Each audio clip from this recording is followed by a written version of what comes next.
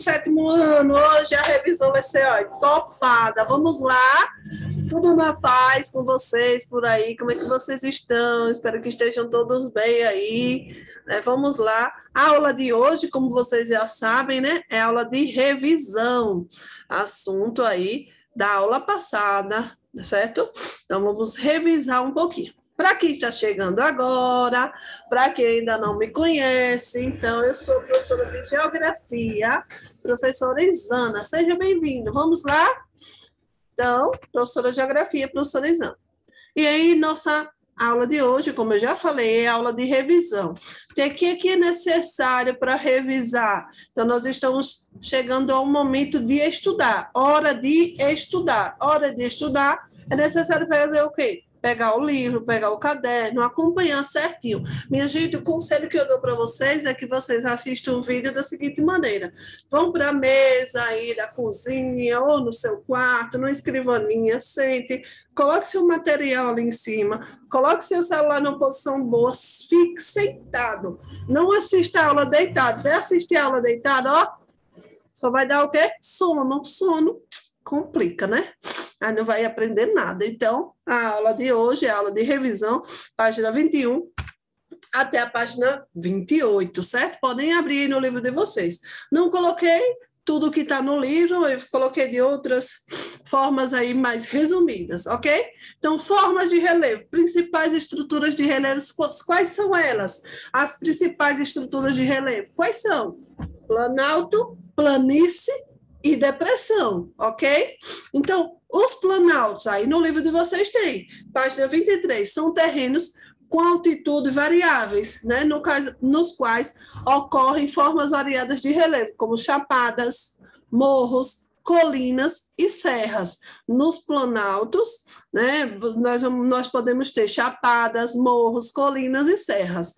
E aí vocês observam, na imagem do livro de vocês, olha essa imagem, esse conjunto, né, de morros. As serras, elas formam esses conjuntos de morros. Observe esses altos e baixos, esses altos e baixos. Esse relevo bastante desgastado, certo? Então, conjunto de morros. Planaltos brasileiros sofreram muito desgaste em consequência da ação dos agentes externos, ou seja, das águas, das chuvas e dos rios e também dos ventos. Então, o relevo, ele acaba, assim, sofrendo essas alterações, nessas consequências da ação dos agentes externos. São os agentes naturais, né, que acabam influenciando a água, né, a água das chuvas, os rios, o vento, essa questão de temperatura alta, acaba desgastando e o relevo acaba sofrendo essas alterações, esses desgastes. E aí nós temos os planaltos, mais extensos são os planaltos e as chapadas da Bacia do Paraná, os planaltos e as chapadas da Bacia do Parnaíba, os planaltos e a Serra do Atlântico do Leste e Sudeste. Aí nós vimos um pouquinho de planalto. E aqui nós temos o quê? As planícies, formas, né, são formas de relevos continentais, planícies, poucas irregularidades e quase plana, né? Então, nas planícies, elas têm baixa altitude. Quando vocês estudaram lá no 3º ano, 4º ano, ensino fundamental menor, o conceito de planície era o quê? Era um local relativamente plano e baixo, certo? Então, observem agora como o conceito é a mesma coisa. Planície, pouca irregularidade e quase plana, certo? As planícies, elas sofrem bastante com os processos de sedimentação do relevo, certo? E aí vai depender de quê? Da movimentação das águas, do mar, dos rios, dos lagos. Então, a depender de todas essas questões da natureza, da própria natureza, ela sofre constante sedimentação. Sedimentação é o quê? É quando o relevo, ele sofre um desgaste, ele sedimenta e ele vai ser depositado onde? No local mais plano daquele relevo. Beleza? Vamos lá. Depressões. A parte mais baixa em relação às formas de relevo, que a circundam, apresentam uma leve inclinação e são também caracterizadas por um processo de erosão. que é um aspecto determinante na sua formação. Quando as depressões se encontram abaixo do nível do mar, recebem o nome de depressões absolutas. O Mar Morto, na Ásia, é um exemplo de depressão absoluta. Ele está metros abaixo do nível do mar. Então, depressão, observem aí na imagem. Depressão é o quê? Essas partes baixas do relevo. Vocês observam essas serras, esses montes, certo? Toda essa inclinação, é toda essa altitude. Então, a depressão, ela fica onde? Na parte mais baixa, certo? Que aí a parte mais baixa de todas essas áreas, né, que circundam aí, ok? Vamos lá, dando continuidade. Bacias hidrográficas do Brasil.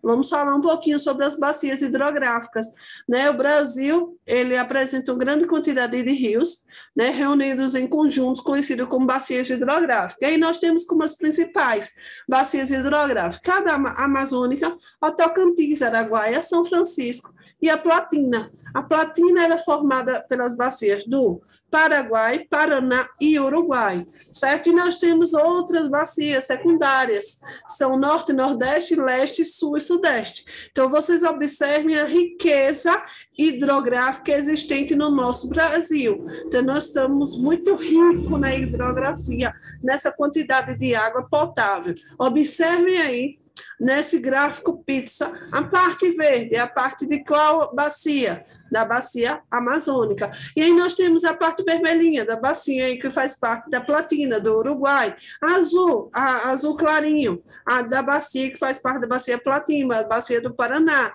São Francisco, olha, muito interessante, muito conhecido, né? São Francisco, a bacia de São Francisco, muito importante aí, né, para a produção de energia.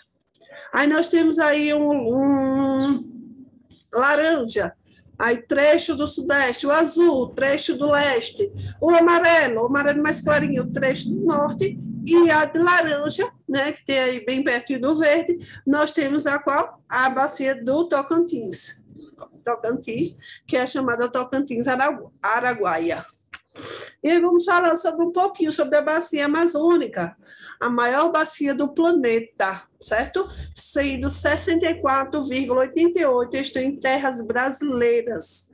Quais são os países que a bacia amazônica corresponde, que faz parte lá, que tem um pouquinho de cada país? Brasil, Venezuela, Colômbia e Bolívia, Equador, Guiana Francesa, Peru e Suriname. Esses são os países, né, que têm aí uma quantidade, uma porcentagem aí que faz parte aí da bacia amazônica. O rio principal, qual é o rio principal? Esse é fácil, o Rio Amazonas. E as denominações, eles podem também ser chamados de Urimac, Solimões e Amazonas. Então, tem vários nomes, né, para um rio só. O trecho é de 23 mil quilômetros para navegação e o grande potencial hidrelétrico. Então, hidrelétrico é o quê? Produção de energia. Então, nós temos aí mais uma riqueza no nosso país, né? Não só pela questão de água potável, mas aí a riqueza na navegação. Nós temos 23 quilômetros para navegação, possibilidade para fazer navegação e grande potencial hidroelétrico. E aí ainda tem, né, a questão da pesca, que é muito forte, muito importante, muito desenvolvida na bacia amazônica. E aí nós temos aqui o trecho, olha, esse trecho que está grifado, que vocês observam essa linha vermelha, é o trecho que corresponde à bacia amazônica, ok? Bacia Tocantins-Araguaia, ela possui 800 mil quilômetros quadrados de drenagem, rios principais Tocantins, Araguaia, né, o Tocantins aí com 2.640 quilômetros e o Araguaia com 2.115 quilômetros. Ele é um rio secundário da bacia, o Araguaia, no caso, certo? Apresenta escoamento de grãos com destaque para a soja, potencial hidrelétrico, destaque para a usina do Tucuruí, maior totalmente brasileira. Então, aí vocês observam mais uma bacia, Tocantins, Araguaia, né? Vários e vários quilômetros aí de extensão. E aí tem, né, a questão da navegação também, muito importante, que é a questão do escoamento dos grãos e o potencial hidrelétrico, que aí nós temos a maior hidrelétrica totalmente brasileira, que nós temos outras hidrelétricas, certo? Mas que tem em outro país, né? Que está localizada então, uma parte no Brasil, uma parte em outro país, na divisa, né, de países ou alguma hidrelétrica que seja de outro país localizado no nosso território, ok? E aí vocês identifiquem aí essa parte amarela, é a Bacia Tocantins-Araguaia, a parte amarela no mapa do nosso Brasil. E aí observe a imagem, né, a beleza, a natureza, que é encantadora. Bacia do Rio São Francisco. E aí nós temos, né, do Rio São Francisco, um pouquinho da gente, um pouquinho aí do nosso Nordeste. Então, o rio principal é o Rio São Francisco. Essa bacia lá, o Rio São Francisco, ele nasce na Serra da Canastra, né, em Minas Gerais, percorre 2.700 quilômetros de extensão, tem sua foz de estuário no Atlântico, entre os estados de Alagoas e Sergipe. Segunda maior bacia totalmente brasileira, ela tem 631 mil quilômetros quadrados. Serve para irrigação, transporte, alimentação, produção de energia. Aí vocês também observam a questão da pesca, né, que é muito forte. Apresentem afluentes intermitentes que secam durante estiagem. Rio principal e perene percorre o sertão semiárido nordestino. O que é esse rio principal e perene, professora? Vou explicar agora para vocês. Rio intermitente é aquele rio, um exemplo, que seca no período de verão, certo? Rio intermitente é o que seca no período do verão. E rio perene é que ele permanece cheio a todo ano. Então, o Rio São Francisco, a bacia do Rio São Francisco, ela é um rio perene, porque passa inverno, passa verão e ela tem, né, um grande potencial hídrico, então ela tem uma grande quantidade de água e ele não seca, certo? Ele reduz a quantidade de água, mas ele não seca. Beleza? Então, o rio perene é aquele rio que não seca. Bacia Platina. Trata-se da bacia mais importante do ponto de vista da atividade econômica, formada por 3 bacias menores, Uruguai, Paraguai e Paraná. Como vocês já sabem, é só identificar aí, né? Observe aí no mapa, essa parte amarelinha é a localização da Bacia Platina. Ela também, né, é forte aí no setor econômico, questão de navegação e turismo e pesca, ok? Voltando, vamos lá. Bacia do Paraná, formada pela junção do Rio Grande e Parnaíba, é aproveitada tanto para navegação quanto para a produção de energia hidrelétrica, grande potencial perdido em relação ao transporte hidroviário em função da construção de usinas eclusas. Principal eclusa são Jupiá e Três Irmãos.